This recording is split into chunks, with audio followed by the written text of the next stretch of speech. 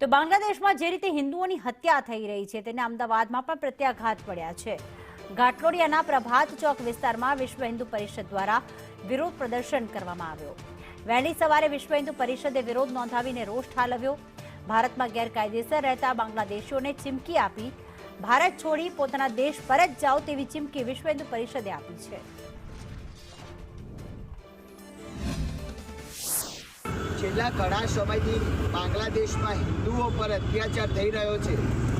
તેથી વિશ્વ હિન્દુ પરિષદ બજરંગ દળ દ્વારા ભારત દેશમાં વસતા બાંગ્લાદેશી મુસલમાનોને ચેતવણી આપવામાં આવે છે। આપ જલ્દીથી જલ્દી ભારત દેશ છોડી દો, નહીંતર તમે પણ એ પરિણામ ભોગવવા માટે તૈયાર રહો। જય શ્રી રામ। બાંગ્લાદેશમાં જે હિન્દુઓની હત્યા થઈ રહી છે ને તેને લઈને જ બજરંગ દળ દ્વારા આજે વહેલી સવારે બાંગ્લાદેશનો વિરોધ છે તે નોંધાવવામાં આવ્યો હતો। પ્રભાત ચોક ખાતે બાંગ્લાદેશના ફ્લેગ જે છે તે અહીં રોડ ઉપર લગાડવામાં આવ્યા છે। સાથે જ પ્રભાત ચોક ખાતે મહારાણા પ્રતાપનું જે સ્ટેચ્યુ મૂકવામાં આવ્યું છે એ પ્રતિમામાં રહેલું ભાલું છે ને તે ભાલામાં બાંગ્લાદેશનું પૂતળું છે તે ખોંપી દેવામાં આવ્યું છે। બાંગ્લાદેશમાં ગઈ એક અઠવાડિયા પહેલા હિન્દુ યુવકને ઝાડ સાથે બાંધીને હત્યા કરવામાં આવી હતી અને ગઈકાલે પણ એક હિન્દુ યુવકને નિર્દોષ હિન્દુ યુવકની હત્યા કરવામાં આવી છે।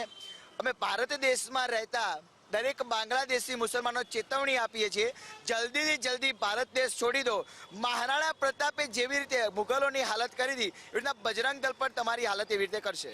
સૂરજ ઉગે પહેલા કહીએ કે આજથી સૂરજ ઉગ્યો છે, આ છેલ્લો સૂરજ અહીંયા ભારત દેશમાં આજ સાંજ સુધીમાં તમે ભારત દેશ છોડી દો। કેમેરામેન પુખરાજ શર્મા સાથે કશ્યપ જોશી, સંદેશ ન્યૂઝ, અમદાવાદ।